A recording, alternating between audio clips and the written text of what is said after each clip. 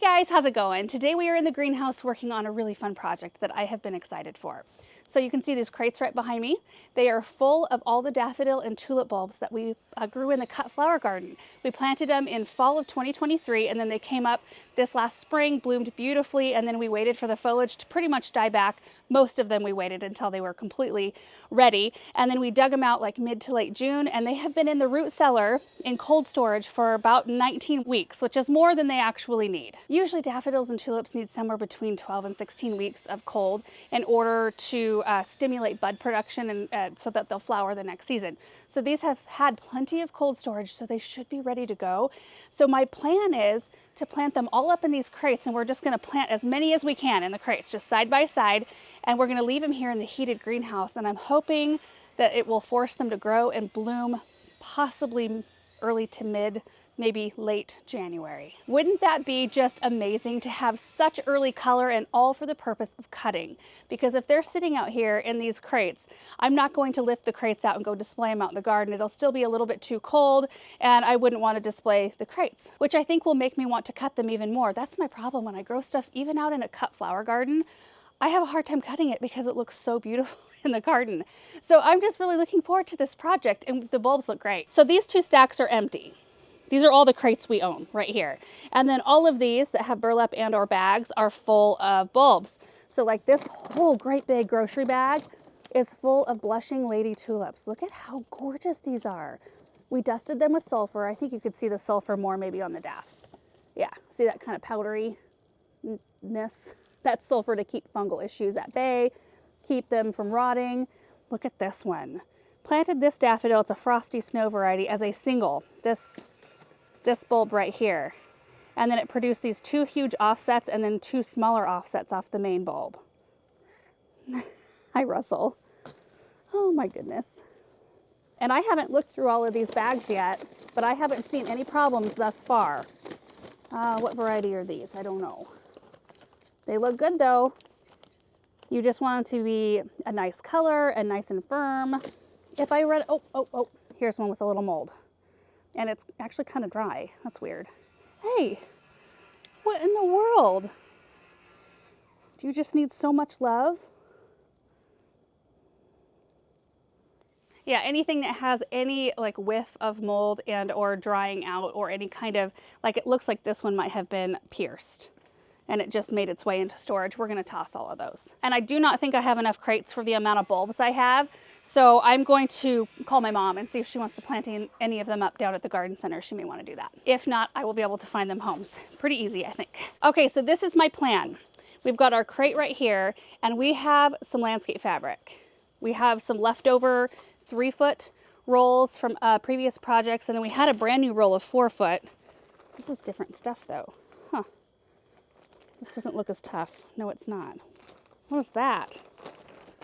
Anyway, both of these will allow water to go through them, but it will keep the soil in here. And you could use cardboard or newspapers, anything like that would work because this is a fairly short-term project. But we happen to have the landscape fabric, and I thought, well, that's perfect. Once the tulips are done, we can dump the soil out in the dirt lands, and then we can just keep the stack of landscape fabric because we may do this project again. I'm going to be using regular potting mix for this, and the beautiful part about this is that I only have to put a tiny little layer at the bottom. And then we'll line our bulbs up, and then we'll put like 5-6 inches of soil on top. So it'll be really easy planting. And I will sprinkle a little bit of bulb tone after I put the initial layer of soil in, so that that fertilizer is right at root level of those bulbs and they can start utilizing it right away. So as far as details go, I think that that's it. The root cellar usually hovers between 35 and 45, and a cold period for a bulb needs just to be 50 degrees Fahrenheit or under. So they've definitely got that. They were in cold storage 3 weeks longer, or 3+ weeks longer than they need to be. So I don't know if that's going to delay growing time in any way. I don't think it will, especially because some of them have already shot up some growth. So anyway, let's just do the first one together, and then we are just going to haul into this and get as many as we can done. And I'm just going to line them up on the ground kind of right in front of the tables. I also brought out a bunch of plant ID markers that have been used. In fact, I might be able to even, I think that's one of the varieties that we're going to be potting today. So I'm going to go through the pile and see if I can find the original tag. If not, I just put a line, like this is Bee Sweet Soybean. I'll just put a line through that and use the backside. And I put my fertilizer on the ground right below me. And I'm just gonna keep a little container of the fertilizer next to me. I think that'll be a little easier. And I'm thinking I cut this the right size. We'll see. Close. A little bit of soil. Ooh, let's see.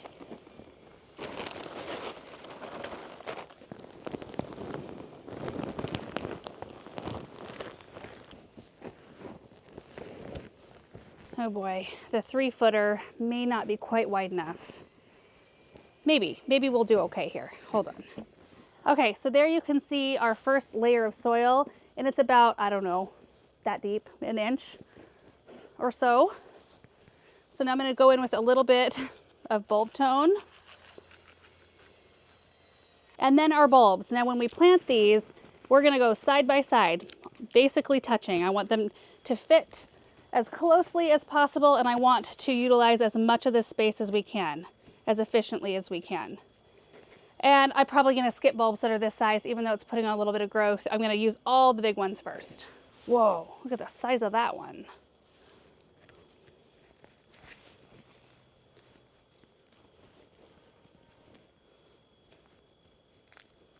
Okay, so this is what they look like all lined up. So you can really fit quite a lot. I haven't counted, but there's a lot. And it looks like we've barely made a dent on this bag full of tulips.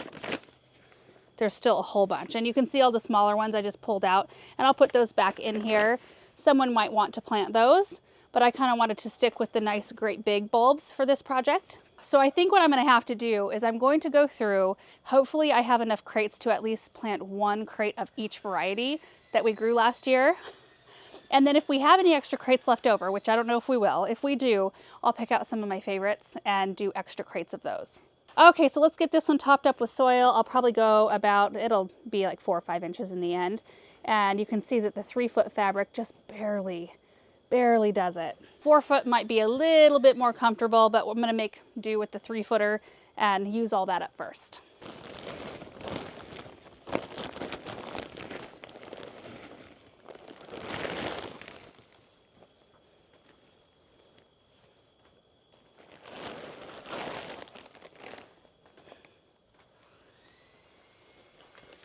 Okay, so there's the ID tag, and I forgot that I already have ID tags in most of these bags because we pulled all of them out of the garden as we were digging the bulbs and saved them so we could ID the bags individually.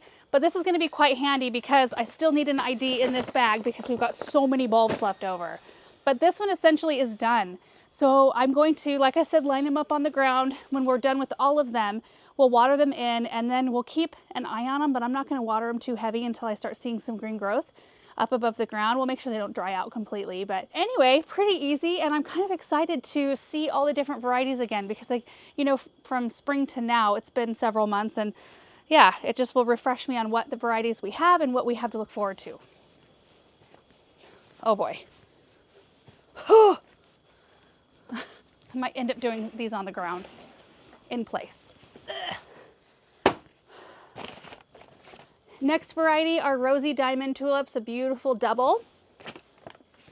Here we go. I'm just going to keep working on this, guys, until we're done.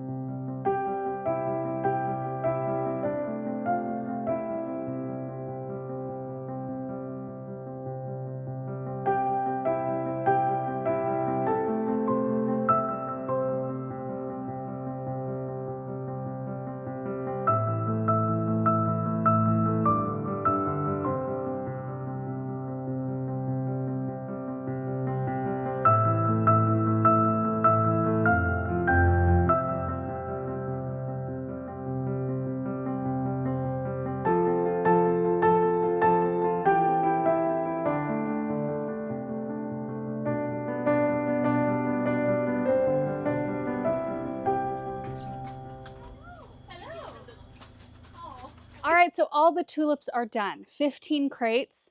I thought we would take a little break, do a little tour through the tulips, and then we'll start in on the daffodils. So you can see them right here on the ground lining the front of the tables, and it works well to do that because it keeps them out from underneath any dripping water, you know, when we water this stuff up here, but it's not so deep that I can't still reach over and grab things on the table. It's not ideal, but it's not going to be here for too long.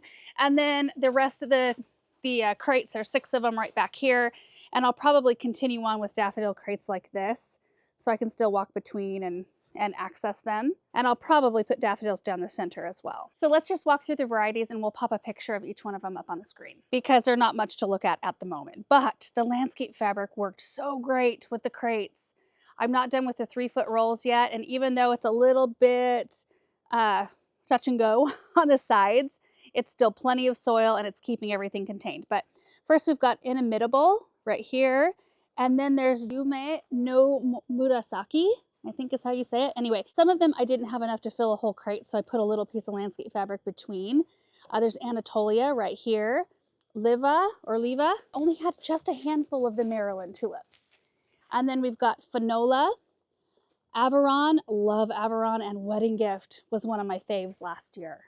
Love that one. Mount Tacoma. There's Best Yellow Red. Rosy Diamond is another gorgeous double.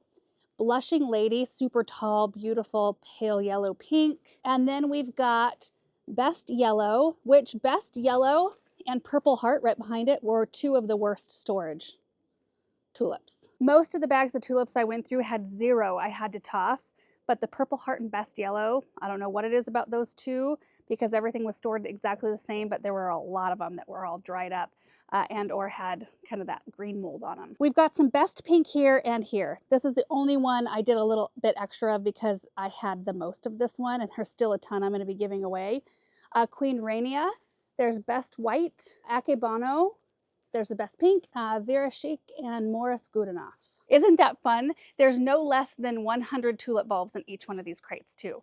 I counted on the Best White, which I think those were some of our largest sized bulbs. And I'm seeing Russell walk across the top of these. I think I might have to chicken wire the top of these because I just created a bunch of like litter box-esque sort of surfaces.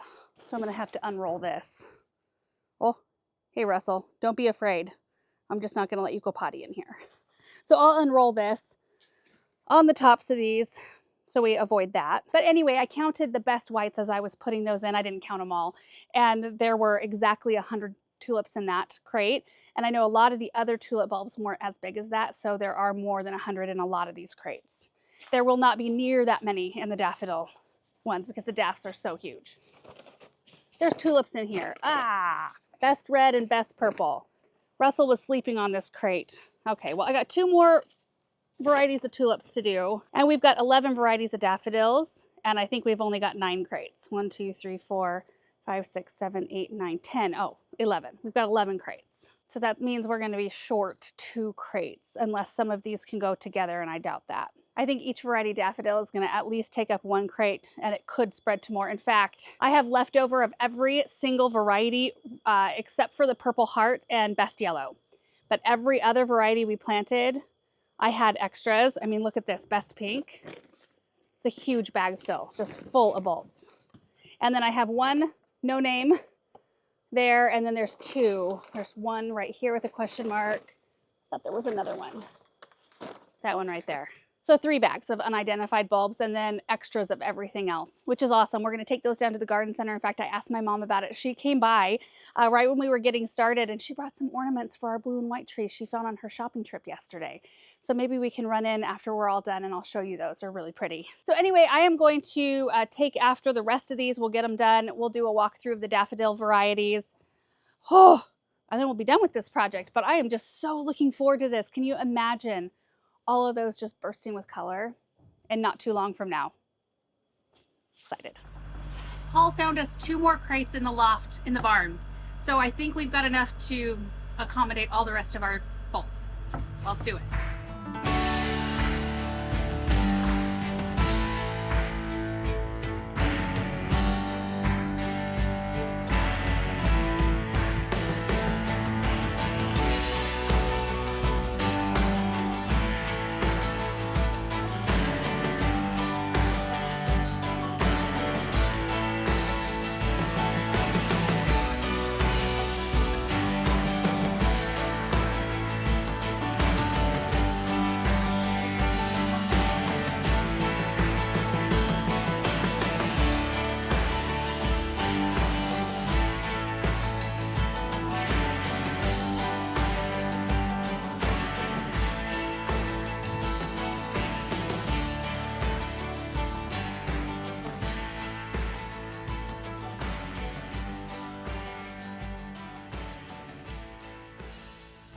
All right, guys, they are all done. We have 29 crates sitting on the ground, 2,900 bulbs planted from last year's crop, which is just amazing to me.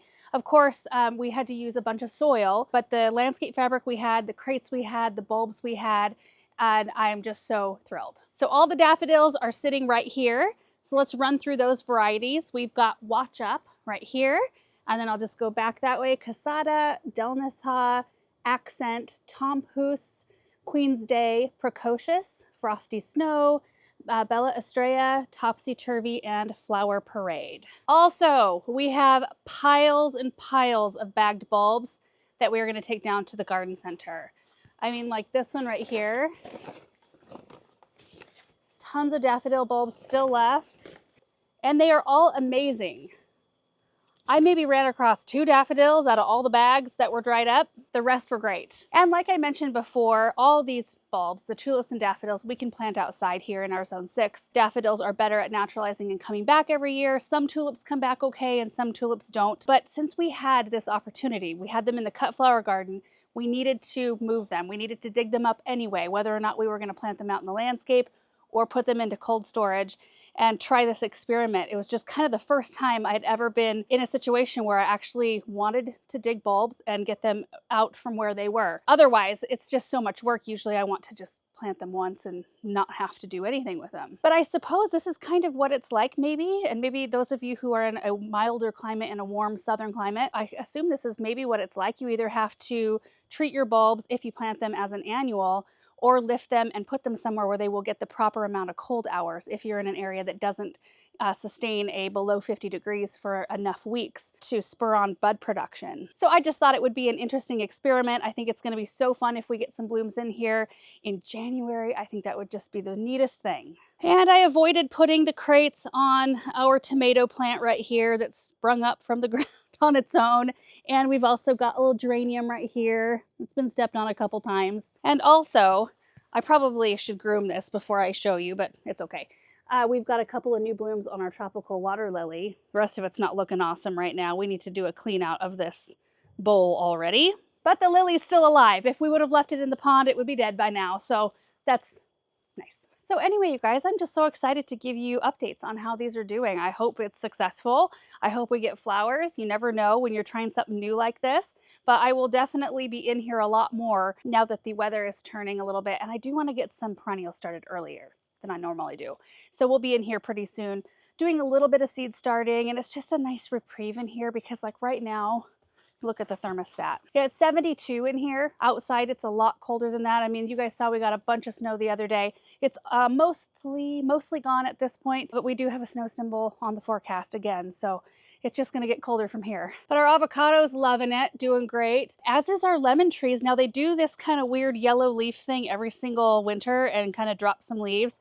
But if you take a look at this plant, it is so incredibly loaded with fruit. I don't even know how this plant has this many lemons on it. It's just absolutely nuts to me. So I haven't wanted to get in here very much and mess with them. I don't want to ruin anything. Also, we've got a pink lemonade lemon tree here that's in bloom. Also has fruit. And right there, there's one, two, let's see, there's another one hanging right back there. Fourth one, wait, was that fifth? I don't know. Anyway, there's several fruit on that, and it's putting on new growth. So one of these days I'm going to get in here. Maybe we can do that together. We'll groom up these plants and clean up their leaves, make them look a little bit better. But they're clearly doing okay in this location, even though the plants themselves don't look amazing. I'm wondering actually if this plant is so taxed by the amount of fruit it has, that's like sucking all the nutrients out of all the leaves, trying to sustain all that fruit. I don't know. Geranium looks beautiful. Anyway, guys, that is it for today's project. I was not expecting actually to get the whole thing done today, so I am super thrilled with everything that's sitting here on the ground in the greenhouse. So anyway, thank you guys so much for watching this video. I hope you enjoyed it, and we will see you in the next one. Bye. Almost forgot, I wanted to show you the ornaments that my mom picked up for this tree. So it was a set of 6 of these deep blue ornaments with the white leaf detail. I think they are so pretty. There's another one right over here. They're just scattered around the tree. I am loving this new blue and white theme. It's been so fun.